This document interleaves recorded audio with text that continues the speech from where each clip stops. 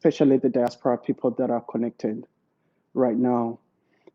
Whoever has any questions, please uh, feel free to type your questions in the chat room. Okay.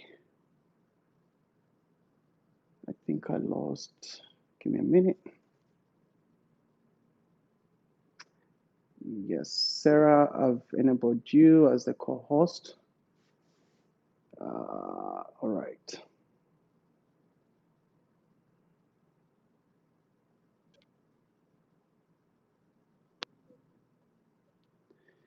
Yes, I think I lost Mr. President.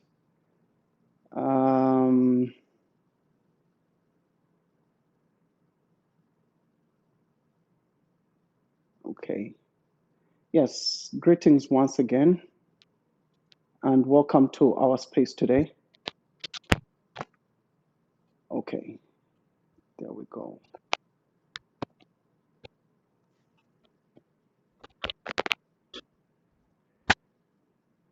Mr. President, whenever you're on, I think I should be able to enable you.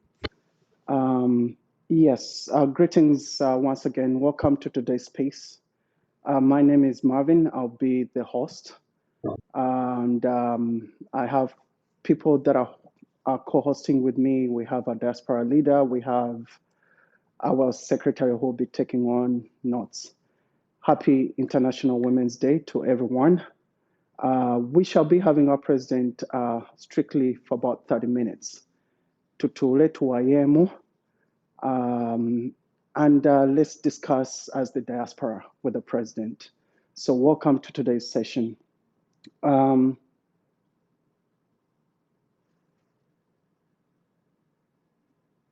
Doctor,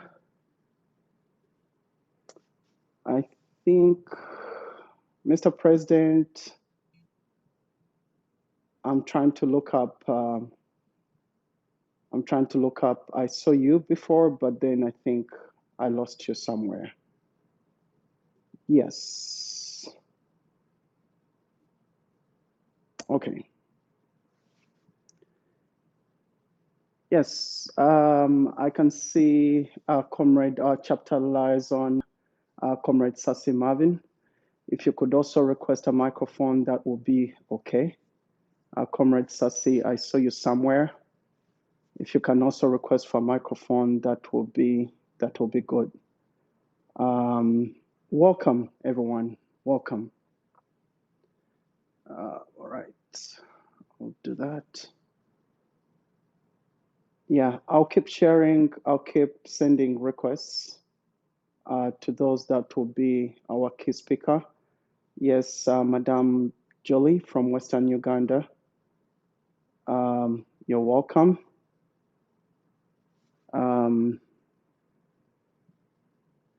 Yes. Mr. Marvin, are we good to go? I think we are good to go, Doctor. I'm still looking up to give access to different people. But you can go on, Doctor. Thank you. So greetings, everyone. I would like to welcome all of you who have been able to join us today.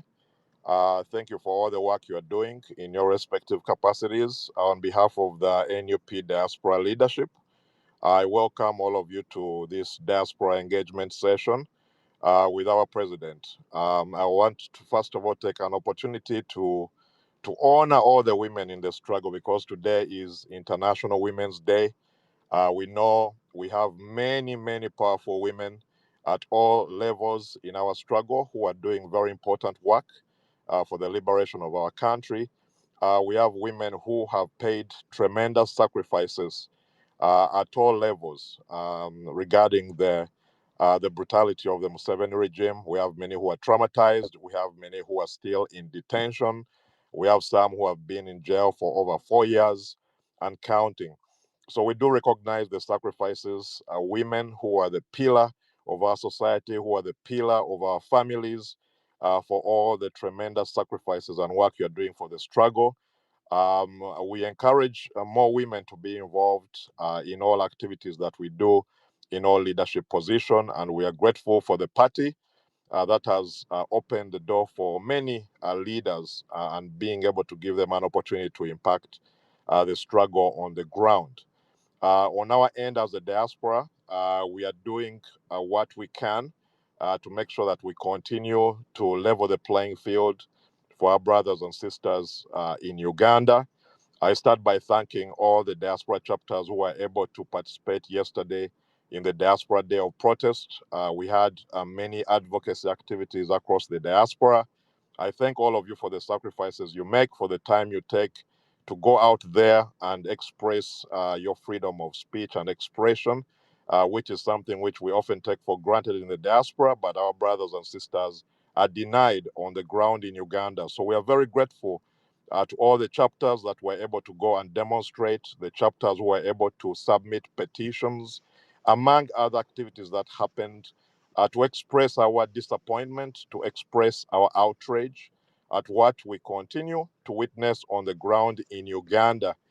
In 2025, we do not expect to have a country where civilians who are engaging in the political process are brutalized on the streets, where women are stripped, beat up, by individuals who are unidentified, individuals who are wearing masks and hiding their faces, where we see the judiciary being manipulated. We have civilians who are facing trumped up charges. So, as a diaspora, we are very disgusted by the state of affairs on the ground in Uganda. And that's why we step up. That's why we march on the streets. That's why we demonstrate. That's why we continue to get involved in the struggle because of what we are witnessing on the ground. We don't do it because we don't love our country. And I've seen some comments from some of the diplomats accusing the diaspora that we don't like Uganda, we dislike our country. But you do not have a better spirit of patriotism than people who take time out of their day to advocate for the powerless in our country, for those who don't have a voice, for those who are traumatized, who are suffering. That's why we are here today as a diaspora, and we thank our president for giving us an opportunity today to come and speak to us about a number of topics. Because of the volume of the people we have on this platform, it might be difficult to give every one of you a microphone, but we did share a number with you, an email, and also under the chat, we request that you type any questions on issues that you want the president to address, and we'll do our best to make sure that those issues are communicated effectively and we're able to get the overall feedback from the president. Mr. Marvin will go through the four core areas that we thought the diaspora needed to hear from our leadership in Uganda about. One of them was the state of our struggle, where we are today. As leaders on the ground, where do they see the struggle at this point in 2025 based on our roots as a people power movement? Where do we stand today? That's something which we hope our president will address with us. The second issue is, of course, the role of the diaspora, which is always important. The diaspora has been pivotal in struggles across the diaspora, across the globe. So today in 2025, where does the diaspora fit in our struggle to liberate Ugandans? What more can we do in addition to the work we're already doing of advocacy, of protesting, of reaching out to stakeholders? What more can we do as a diaspora to support our brothers and sisters on the ground? The third area where we wanted to hear from our leaders about is the growing toll of trauma, of brutality, the wounds and scars on our brothers and sisters, where each and every day the NUP is being kept busy in the courts, trying to bail out our members, trying to raise resources to pay for school fees of the families of individuals who are traumatized, who are detained, who are killed, and those who are disappeared. How is the party going to deal with this Museveni tactic of brutalizing Ugandans, which we see every election cycle? They brutalized our people to scare the public. The party is kept busy going into courts of law, going into hospitals, looking for our people.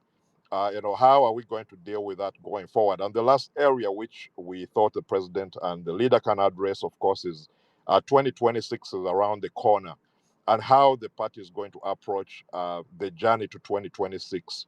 How are we prepared for that, and what's the way forward? regarding that mission of dethroning Museveni going forward. So those are the key areas which we are going to tackle today. We are happy to get additional questions from our members and feedback.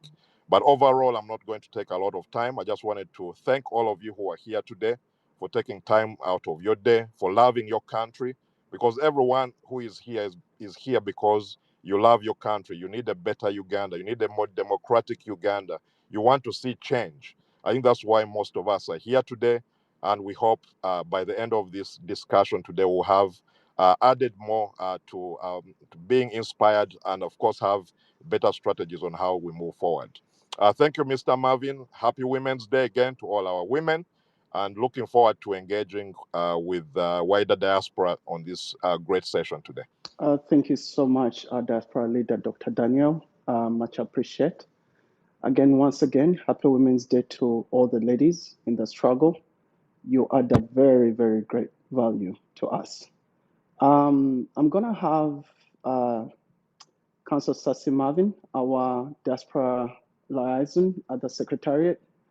If you have a moment, please, you can go ahead, Council Sassi Marvin, as I wait to see the present in the room. So, Council, you can go ahead. Thank you.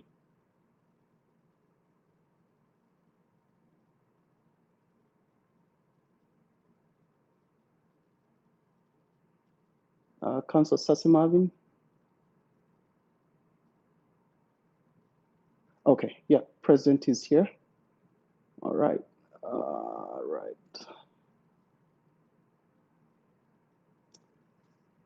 Yes, President, you should have, yeah, thank you so much.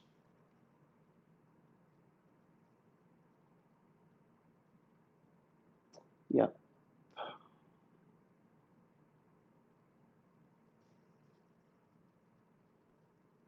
Yeah, I think the network is not good. Having challenges adding on speakers, but let's keep trying to add on the president. I see Sassi Marvin tried to get on and he dropped off again. But let's I think President give them time. Yeah, President is on. Yes. He should be able. Mr. President. Yeah. Yes, please. Yes, please. Yes. You should be able to. You should be able to hear me. And yeah, underneath. Yes, I can hear you, Comrade Marvin. Yeah, underneath is your camera. You can always tap it on, and you'll be able to come up. I think you should be able to. Yes, you're welcome, Mr. President. The floor is yours. I thought I would have Councillor Sassi Marvin previously, but I think I lost him in the process. But the floor is yours, sir. Thank you very much. Thank you very much, Comrade Marvin. First of all, kindly accept my apologies for coming on late. For the last 20 minutes, I've been struggling to get on, as you could be aware. I should have thought earlier on and do this program out of home. I just got back home, and since I advertised that I will be on, you know, they always try to jam the internet network around my home, knowing that we have permanent, regime people trying to at least make it impossible or hard for me to comment. We are here. I salute you, comrades. I don't know if you can still hear me all right. Yeah, you keep cutting out, but I think we should be able to hear from you. At least on my end, I should be able, I can hear you loud and clear. Thank you very much. I salute all of you, comrades, for the different initiatives of bringing us together and for this important engagement that we are having. I thank all comrades, the leadership, Dr. Daniel Kauma, you yourself, Comrade Marvin, the entire diaspora. I salute you. I salute comrades that we work with here at the Secretariat. Comrade Sasi, you do an immeasurable work. And all comrades that keep, the fire burning on the internet, I salute you. We just Mr. returned President, from Kawempe today. yeah, I'm not quite Yes, sure if you please. managed to enable your camera. No, I think My you can go ahead. camera. Okay. Network might.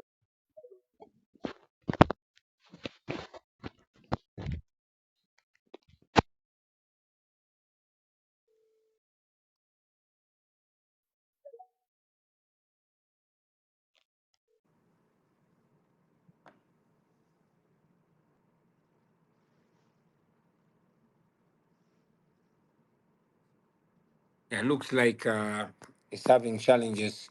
If It's you okay. would kindly permit me to speak to Go you ahead. Go ahead, sir. as Yeah. my genius Shadrach here tries to help me figure out how to get on camera. So I was briefing you, comrades. We just returned from Kawempe, Mbogo, and it was a very successful rally. We were able to speak to the people of Kawempe North while looking them in the eye. Of course, this did not come, smoothly. We had to, be bold and face the Jat guys and all the regime operatives that we were surrounding. This follows numerous abductions. So many of our comrades, we don't know where they are. While some have been dumped, you are aware of one of our comrades, Charles Bukenya Muvawala, who was abducted, tortured, and he surfaced again in Bulisa with numerous cuts. This is what has been happening and continues to happen to so many people in Uganda. I must salute them for being resilient. Today's show of support and the masses that turned up today is another demystification of the fear that the regime has been trying to plant in us, trying to criminalize our very existence, to criminalize the colors that we wear, to criminalize the conscience that we have in our minds, to criminalize generally our whole existence. And yet, Uganda purports to be a multi-party democracy. But by the grace of God, and the courage of the people, we have been able to stand firm and to hold. So I salute all comrades for being able to do that. I also salute our candidate, Comrade Nalukola Elias Ruyimbazi, who continues to offer great leadership, the desired leadership. We salute them. I am happy to be here, comrades, and relate with you and share thoughts with you and also attempt some questions. I thank you, Comrade Marvin. Yeah. Thank you so much, Mr. President, and welcome back from Kawempe. That was a very powerful Thank you. message. Thank you very We were much. live watching the Larry, and it was massive. And I pray that the peaceful that has been kept on today by the state mafias, we keep seeing that going forward. Monday, I know there's another preparation, but yeah, we pray that we keep in such peaceful means, because then the people have their liberty to express themselves and so on and so forth. So thank you so much and welcome back. Um, yes, the diaspora, for the four questions that we did send out to you, one was giving us an overhead of the current state of the liberation of the struggle that we're in. Probably people might need to know from the past, probably I can say since 2018, 2019, since when you're an MP and then you came into the presidency and up to where we are today. What is the current state of our struggle? Probably you could enlighten us on that, and probably people could hear from you. There are different ways to respond to that question. There are the challenging ways, the motivating ways, and the depressing ways. However, the most direct that comes to my mind is that our struggle is on the move. Why do I say that? Is just like we usually say, that we are definitely not where we want to be, but we are not where we used to be. We keep putting one foot in front of the other. I must also mention that our struggle is at its most critical phase. We are in a phase where the dictator is desperate and clearly sees that his end is inevitable. General Museveni of today is not the General Museveni of 10 years ago or even 5 years ago. Here we have a dictator who is about 84 years of age, frustrated and confused. Most dictators in history don't trust anybody. They always impose their own children. But very unfortunately for General Museveni, he does not seem to have that option because he has a very deluded son who keeps disappointing him at every turn. We must give it to General Museveni.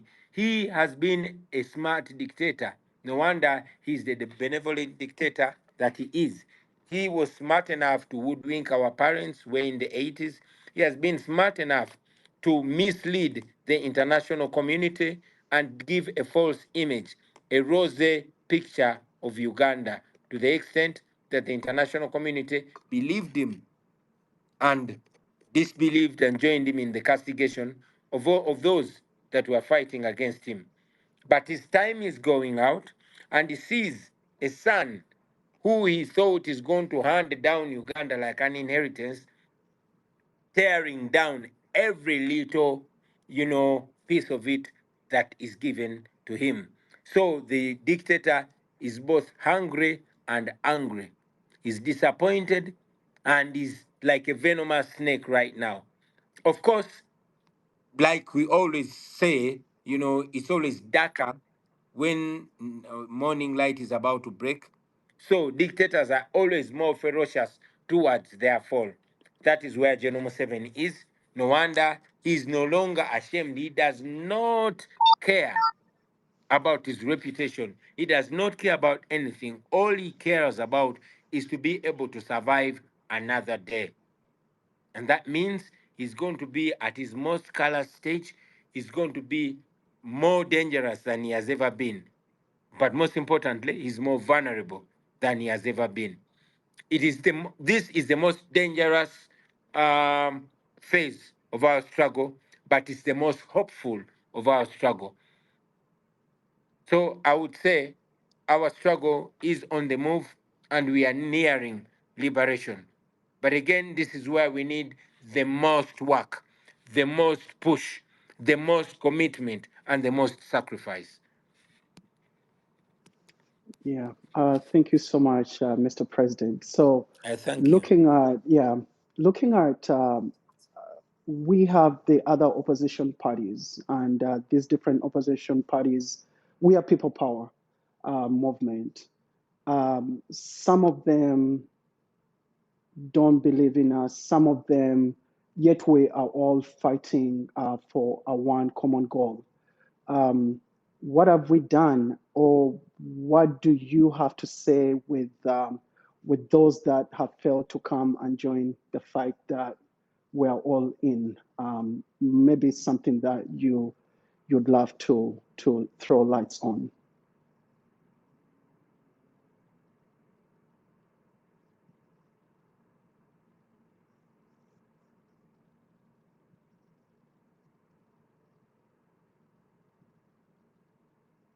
Mr. President, are you there?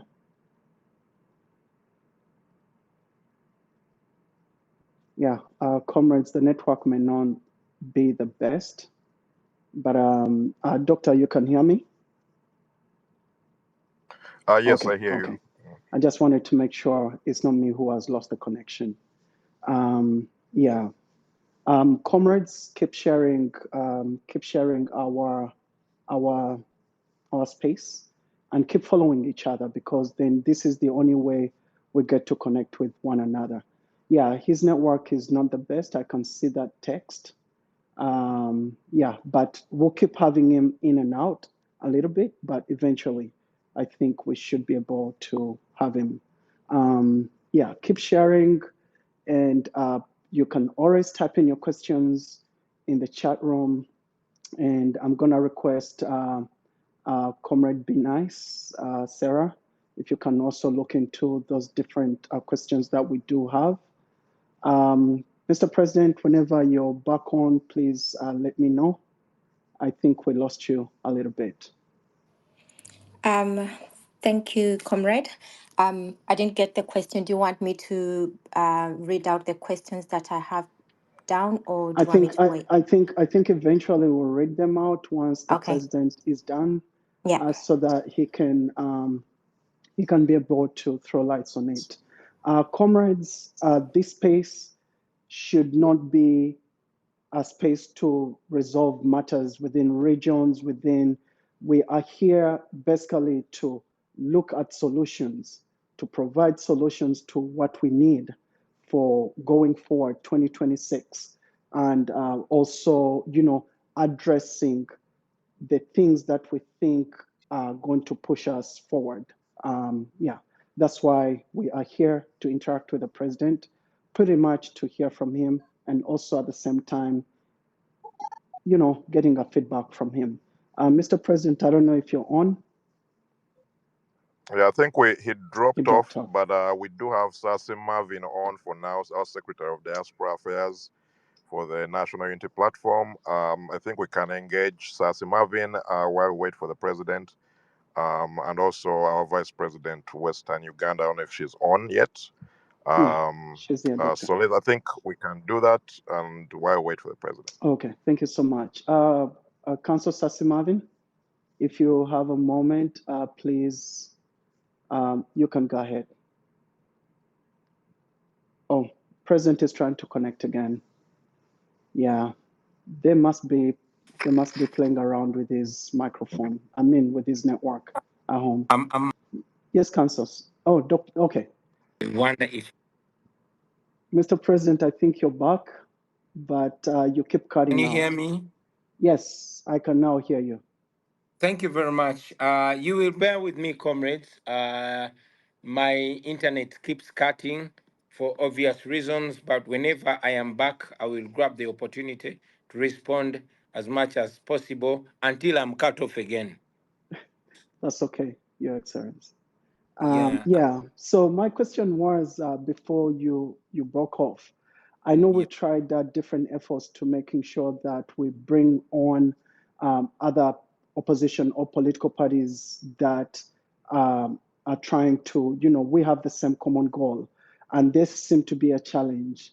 What have we done as NUP, and where do you see ourselves with other political parties in the goal to remove the dictator?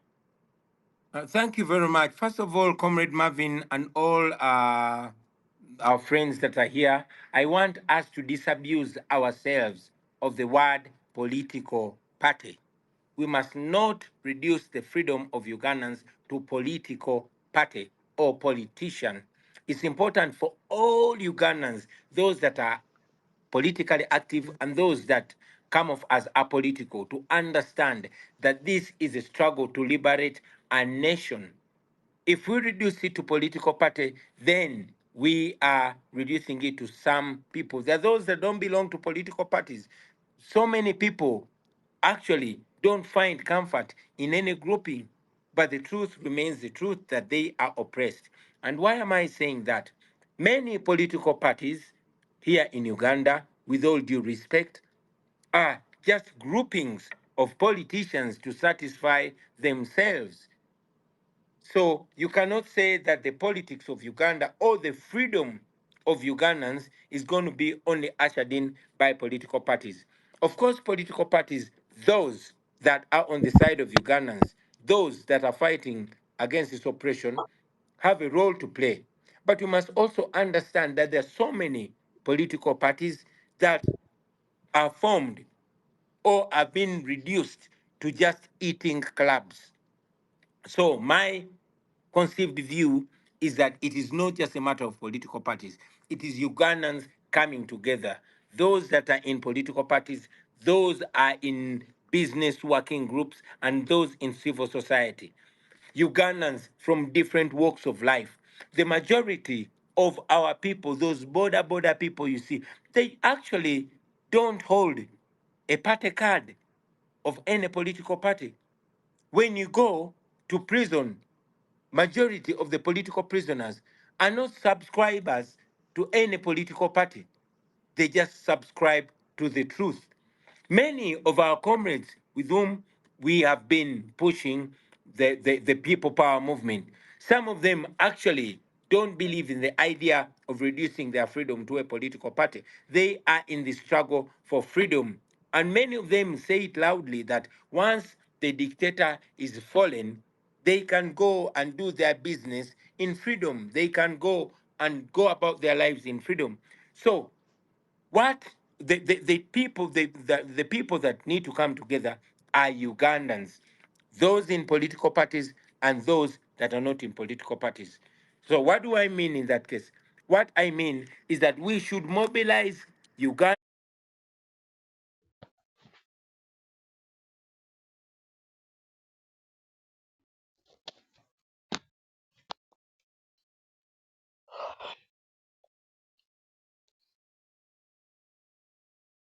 bundle them together, and then present them as the representation of the population, which is not true. We need to come together as Ugandans, yes, from different political parties, but even those that don't represent political parties. I don't know if I have responded to the to your Yeah. satisfaction. My, Yeah. Thank you, Mr. President, for that. Yeah. At least now people need to understand it's not about the political party that you belong in, but yeah. that need. Yeah. So thank you so much for that. Um, yeah, I understand there have been different things that the diaspora has been trying to do.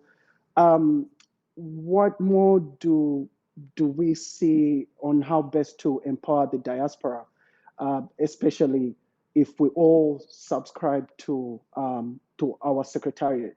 What has the secretariat done to empower us more, or where do you think we should be more empowered more as the diaspora, as far as this struggle is concerned?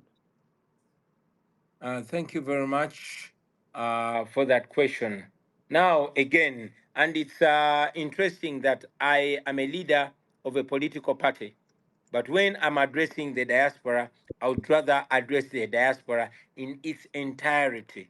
Because even before the coming of the National Unity Platform, Yeah. people in the diaspora were woke. They were agitating for a better Uganda. So I wouldn't want to just reduce the entire diaspora to the National Unity Platform. Yes, the National Unity Platform is the formal platform upon which we all come together. But we know that our diaspora is much wider than that. If anything, I would have loved to address it as a people power movement. So, coming back to the diaspora, I must appreciate most of our energy, most of our force comes from the diaspora.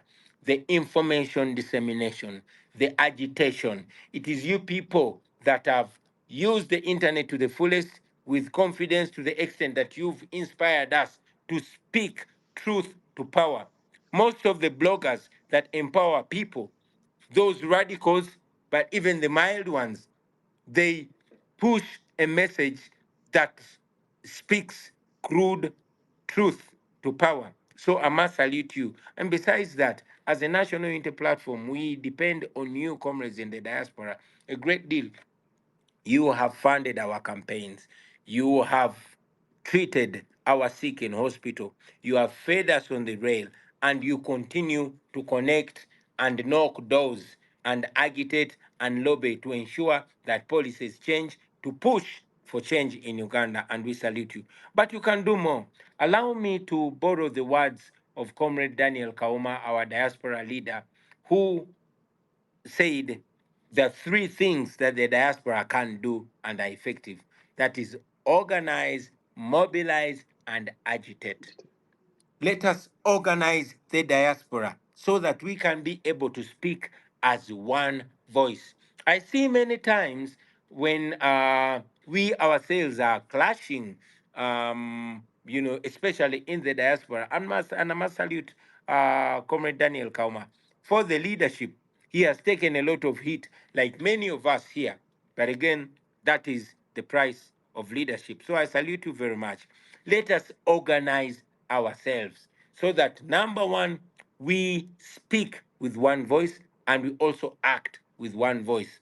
Let us mobilize each other so that any kind of action, moral action, we do it together. If it's protesting, if it's lobbying, if it's showing up in various places, if it's knocking doors, we should do it in unison. And finally, agitation. Make sure they keep hearing you nonstop in their ears. Those in the those development partners that are actually the wind beneath the dictator's wing, they should be they should be constantly agitated. They should be constantly reminded that they are actually sponsoring our oppression, and then agitate even on the side of the dictatorship here in Uganda. Keep our voices loud. Keep the matters that the issues that matter on the front page. Keep knocking those doors. Keep protesting. I want to remind you, friends in the diaspora, that it is your protests that keep me alive. It is your protests that are causing the releasing or dumping of our people. Uganda right now is worse than the days of Idi Amin, because in the days of Idi Amin, it's only the intellectuals that Idi Amin was abducting. Today, the drones are abducting the women that sell kasoli on the road, the border riders, the barbers, and all common people of Uganda that are calling for change. So it's important that the diaspora keeps their eyes on Uganda and keeps our voices there. I thank you. Oh, thank you so much, Mr. President, for that. Yeah, the message is loud and clear. Doctor, are you there? Dr. Daniel, are you there? Yes, Yeah. I'm here. Yeah, Yes. I'll bring you through so you can take on the rest of the remaining questions with the president. Yeah, please go ahead. The floor is on. Thank you. Yeah, thank you so much, Mr. President, for those remarks and for re-echoing our focus as a diaspora to organize, mobilize, and agitate for change. That's something which we need to continue pushing forward. My next question, and I think it's the question on the minds of many Ugandans, people ask, what can we do different, especially as we look to 2026, even beyond elections. The question is always, is what we are doing working? Is what we are doing effective? Is it moving the needle? I think it's a tough question to answer strategically, and of course, we're in a public domain where we can only say a limited amount of information. But overall, in the struggle, usually we have nothing to hide. We say, what's our strategy moving forward, and how are we going to move the needle differently from where we have in the past? And that's the question we face in the diaspora from many of our members. You saw how energized the diaspora was in the 2021 elections. I think most people thought that this was it. Many diaspora members were ready to pack their bags and go back to Uganda. And of course, they went through that disappointment. And we're often reminded that this is a marathon, not a sprint. Yeah. But most of our members don't see it that way. They want results. They want to see that we have a strategy to get rid of Museveni. So, what do you think We can do we different. can do more, both in the diaspora and, of course, in the ground, to move the needle, to motivate our people? Because we know what Museveni is doing is to abduct people daily, beat people on the streets, and they scare people from coming even to vote for their candidates. Right? So how can we as Ugandans be more emboldened Thank to you. be able to face the dictators like we have seen in other countries? Absolutely. Thank you, Doctor. That questions in most cases comes off as a pessimistic question, but it's a question that needs to be addressed in the affirmative. My view is we shouldn't just be asking what should we do different. I think, and I believe you mentioned it, what can we do more? I want you to know that what we are doing things right. We just need to continue and not give up. The Baganda say, adingana mauru yagajamu omukuto. In English, I would say, persistence breaks resistance. We are doing everything right. If only we do not stop. Only if we don't stop. Because if we have brought the dictatorship to a point of fearing a color, of fearing overalls, to the extent that they are in parliament trying to legislate against an overall, a red overall, not knowing that they can spend a lot of taxpayers' money legislating against a red overall, and tomorrow we come up with a white one, or a blue one, or a yellow one. We just need not to give up. I want to remind all of us, comrades, that everything is on our side. Besides the law, besides morality being on our side, besides the people being on our side, time is on our side. We are fighting with a guy who is way in his 80s and is waning, and even those that feed from his hands know that we are the ones that are moral and right. So all we need to do is not to give up. We are non-violent, at least so far, at least for us. And you know that non-violence is much more powerful than violence. That they are trying as much as possible to push us to the violent line so they can deal with us violently. Even when we don't be violent, they're trying to at least try to paint us as a violent group so they can be able to deal with us violently and crush us. We all know that, I mean, there's military discipline. That's why some of us who were scouts are disciplined. That is why we always stand in the soldier formation as a display of discipline. But you saw recently that they want to term us as a rebel group because we march in a formation, in a disciplined manner, like scouts, like Christians, like students, like all groups. So the regime fears disciplined people. We should continue being disciplined. They fear thoughtful people. We should continue being thoughtful. They fear organized people. So we should continue being organized. In a nutshell, we should continue doing what you're doing, what we are doing, but do it in even a much organized way and a much more moral way. We are doing things right.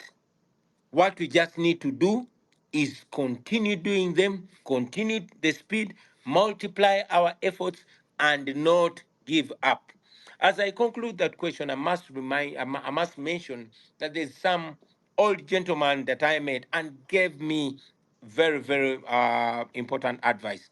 Said, you people, you must know that besides being on the right track and on the right course, time is on your side. You should wear out the dictator. So what we have to do is wear out the dictator. Let's keep going. He will drop off. The guy will drop dead. Let us just continue going. We don't give up, knowing that it is not like Comrade Kaum has mentioned. This is not a sprint. It is a marathon, and we will have to outrun the dictator, which we are clearly doing. When you look at the next generation, they believe in the moral cause that we have. We have a just cause and we have the people on our side. Let us just keep doing more, not different, but more and more and more. Thank you. Thank you so much, Mr. President. And my last question is regarding, in reflection to what's going on with Kawempe North. We saw the level of excitement within the struggle, and the number of candidates who came to vie for that position at the Secretariat was exciting. What message do you have for the general Ugandan people in the struggle to make sure that we compete across the board, not just in the central region? I think there's been a perception that there's a lot of competition for positions that are now, not saying that people just want to be in positions, but we want people to step up for leadership positions. Yeah. But how can we mobilize to the level that there's interest for NUP and the struggle in general to compete across Uganda, because we have had NRM, of course, through their gerrymandering. They have created so many MP positions. There are so many positions even in the local government across the country. How are we prepared for 2026? Because it's here. We have to live with that reality to make sure that our people in the struggle are motivated to compete across the board, not just in the central region. Thank you very much, Dr. Kauma.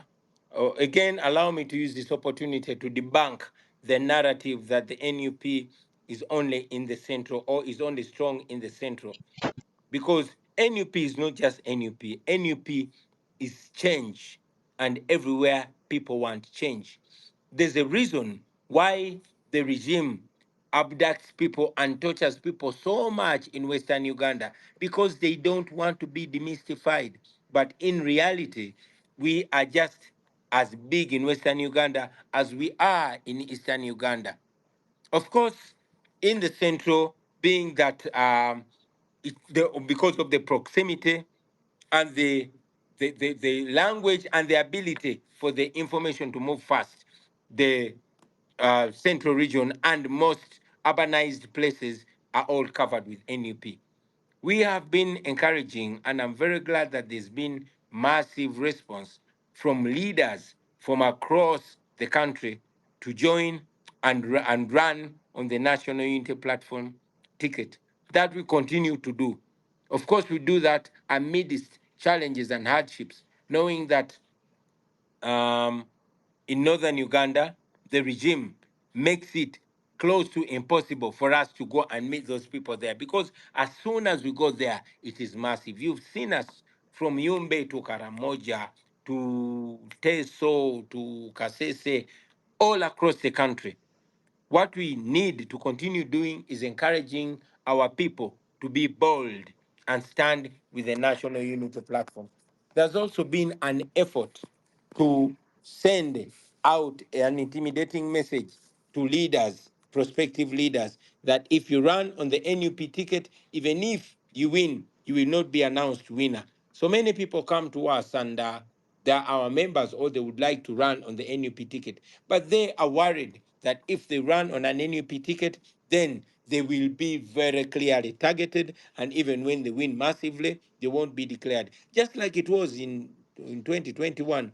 So many people in Western Uganda, in Northern Uganda, in Eastern Uganda were not declared, just like it was the case with Nakwede. Why? Because they wanted to send an intimidating message to deter them from associating with NUP, to the extent that some leaders actually, who are even friends to some of us, did not run on our ticket, even when they believe that the values that we stand for are the values that they share.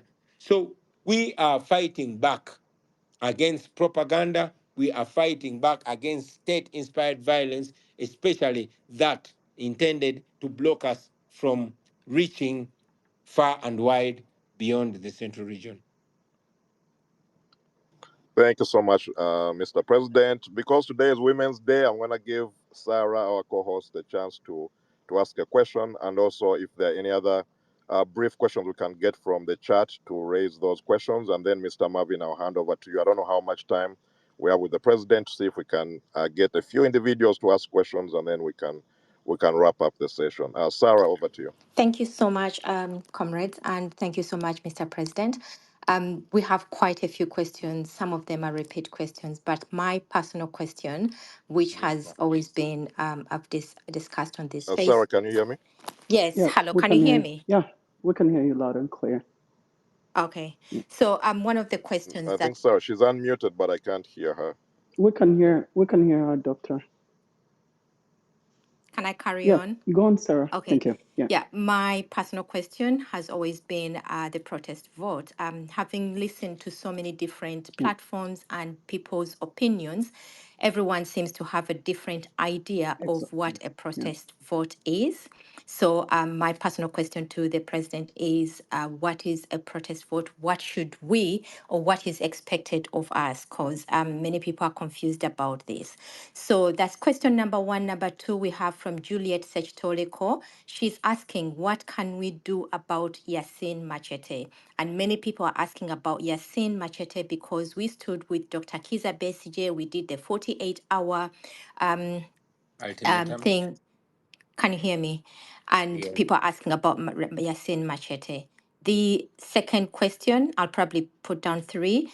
The second May one, I request that I respond to those so we yes, make this please. interactive? Thank you very much. Protest, vote. Protest, vote. Just like it sounds. Akalulu kokwe kalakasa. It's a protest vote. We are protesting against the injustice.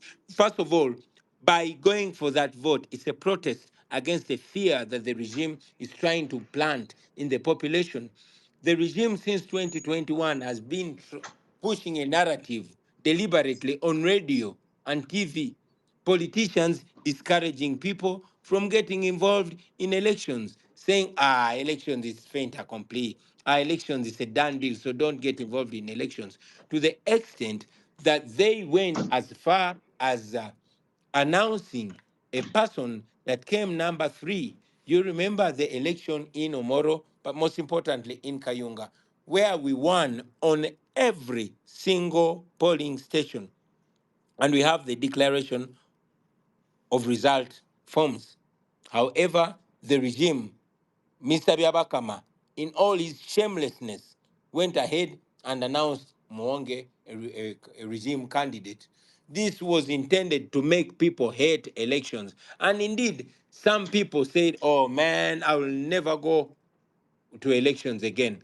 It has taken us so much persuasion to convince these people to understand that whoever is trying to block them from an election wants them to go violent, because once the anger pumps and pumps and pumps, it will explode into violence, which violence the regime prides in.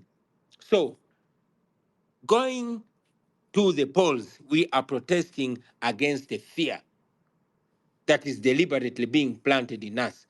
And not only that, we are protesting against the regime imposing leaders on us. We are protesting against injustice, against the rampant corruption that I was speaking about earlier today. We are protesting against family rule. We are protesting against a presidential monarchy. So it is a protest vote that we are protesting against all these things. And it's a protest vote because it's a vote that if they rig, we intend to protest even much more in different ways that I might not be able to name right now for obvious reasons. But we are going into a protest vote in Uganda. Tugenamo kalulu kokwe kalakasa. Thank you. Thank you. Thank you so much, You Mr. also President. asked about Yeah. Yasin Machete. Yeah, and I'm very glad you asked about Yasin Machete. Yasin Machete is pencil thin. I am not very sure how he is today. The last time I was in prison, a few days ago, he was so thin. His mother requested me to go to prison with her and persuade the son to at least start eating and abandon his hunger strike, because his mother believed that I'm the only person that Machete would listen to. Unfortunately, when we reached there, after all the talk, Machete explained to us, and we understood and respected him. He said, Mama, I want to be taken to court. I've been here for more than 4 years. I'm here illegally because the Supreme Court, ruled, pronounced itself. Then I'm here illegally.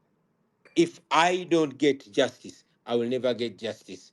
And he said that if he dies, we must ensure that at least they take his body to court so that he gets justice.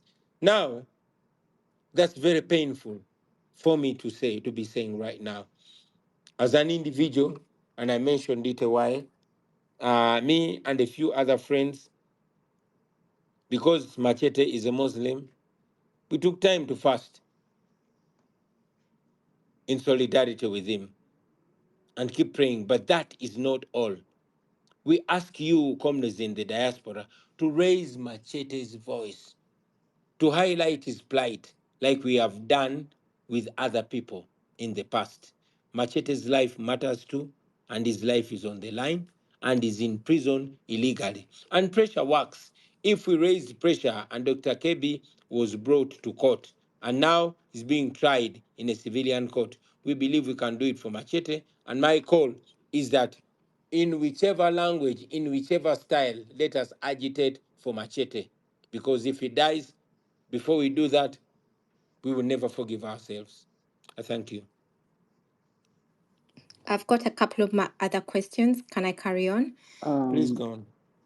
Yeah, the next one is from Madraxis Nelly. He's asking, is there any way that people who are not able, like people in diaspora, who are not able to attend the leadership school but have interest in doing so, is there a possibility of arranging something online so that they too can get to learn what others are learning? And the next one is from Mulunji Elvin, who says that there is evidence of the candidate, NRM candidate Farida in Kawempe. There's evidence of videos of her giving money to supporters to vote for her. Can we use that evidence to take to Biarakama by any chance so that she could be disqualified? Thank you very much. I apologize that maybe I will respond to this question and leave my colleagues, Sasi Marvin and my other fellow leaders to carry on with this program. However, I must remind us, because we all know, that we are under capture. There's no rule of law in Uganda. I've already mentioned that in a Kayunga election where we have all the declaration of result forms, they announced the loser. And that's how it is.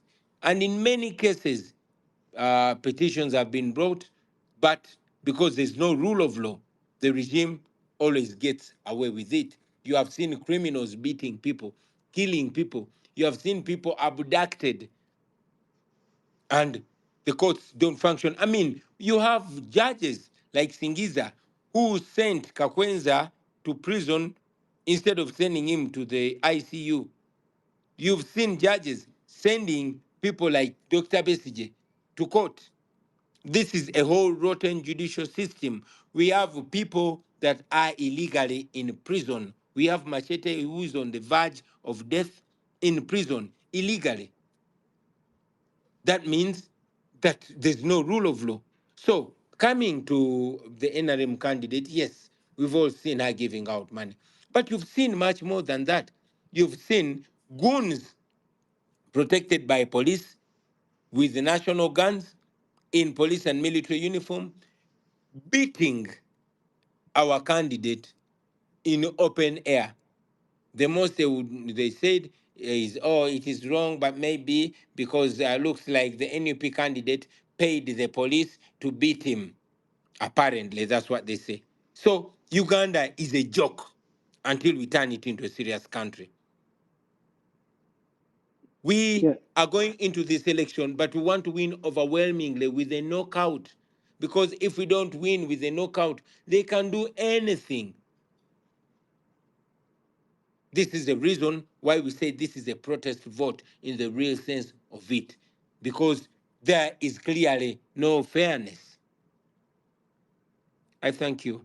yeah. And Mr. President, I understand that was your last question, but in regards to that particular one, we've seen the high rise of the Museveni's government in prediction to 2026, whereby we can kind of predict or have a little bit of a picture in 2026 how it's going to be, where we're always attacked and we are beaten and we are taken to prison.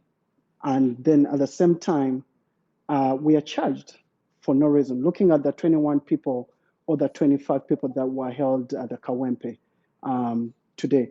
What plan do we have in regards to that particular moment where we have our people who are being arrested? Because it looks like Museveni is trying to keep us busy between the court and fighting us, court, putting us in court, being busy in court.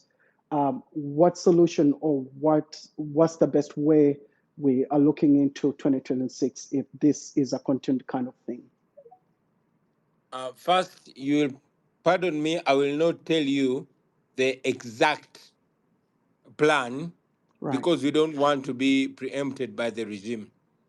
But I will tell you that